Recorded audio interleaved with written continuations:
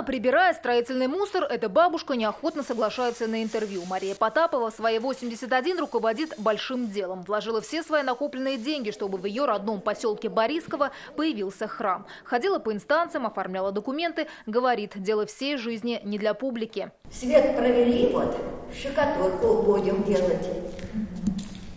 Все, воду провести надо, канализацию надо делать. По кирпичику, благодаря пожертвованиям местных жителей, меценатов, поддержки епархии, храм вырос, и теперь на нем сияют купола и кресты. Накануне их осветил владыка Феофан. Этот фундамент заложили еще в 2013-м. Уже тогда этому месту дали название «Церковь Илии Пророка». Она строится на месте бывшего храма, который в свое время разрушили большевики.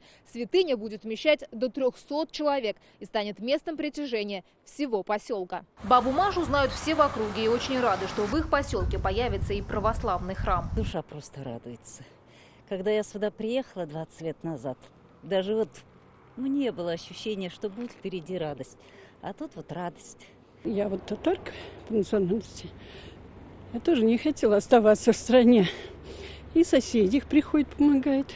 Муж мой каменщик сюда приходил, помогал.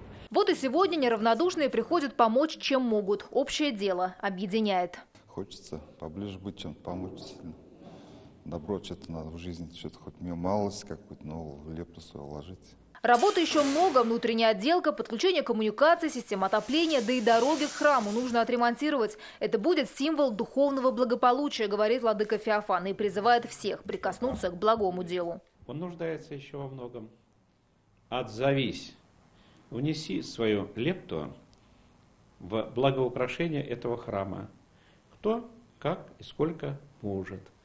И ваша лепта, она обязательно будет воспринята с благодарностью. Несмотря на стройку, первую службу уже планируют провести после Великого Поста, к Пасхе. Общая молитва, уверены, здесь в церкви появится иконостас, и храм распахнет свои двери. Анна Городнова, Александр Лобанов, ТНВ, Казань.